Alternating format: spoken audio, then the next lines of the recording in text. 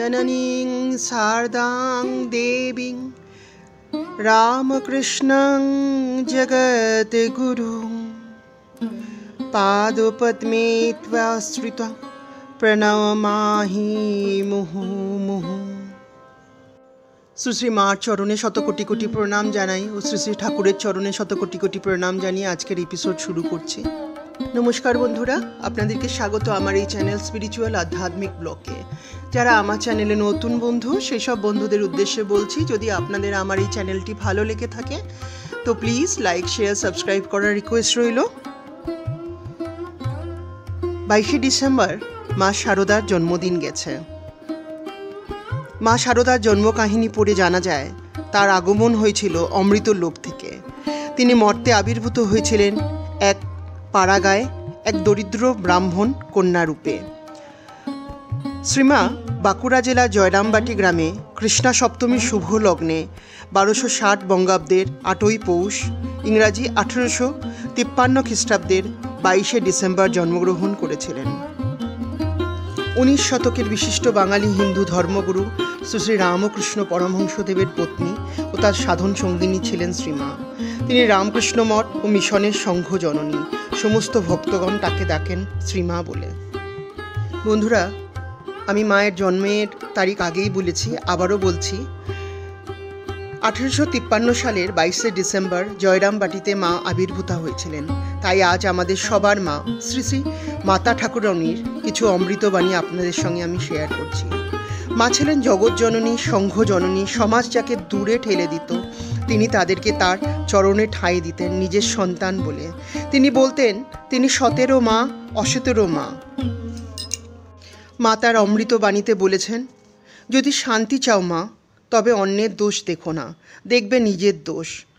বন্ধুরা, মা বলেছেন যদি আমরা নিজেদের দোষ দেখি তাহলে সংসার ঝামেলা ঝগড়াঝাটি এগুলো আরও বাড়বে। আমরা যদি দোষ করা কোনো মানুষকে বলি আপনি দোষ করেছেন, তার ফলে সেই মানুষটি আরও ক্রুদ্ধ হয়ে আরও ঝগড়া করতে শুরু করবেন। কে নিজের দোষ দেখে বলুন? আমিও কি আমার নিজের দোষ দেখি? আমাকে যদি কেউ বলে যে আমি দোষ করেছি, আমি আরও তেড়ে ফুটে তার সঙ্গে ঝগড়া করব, কি করি না বলুন? যাই হোক, তো মা বলেছেন সেখানে ঝগড়া না করতে, তার থেকে চুপ করে থেকে যদি আমি তাকে বলি আপনি কিছু করেননি, সব দোষ আমার, তাহলে তিনি আর ওই লোকটিকে কিছু না বলে চুপ করে থাকবেন। আর এও হতে পারে মায়ের কথা অনুযায়ী ভবিষ্যতে তিনি হয়তো আর ওই কাজটি নাও করতে পারেন। শ্রীমা ছিলেন সর্বজ্ঞানী।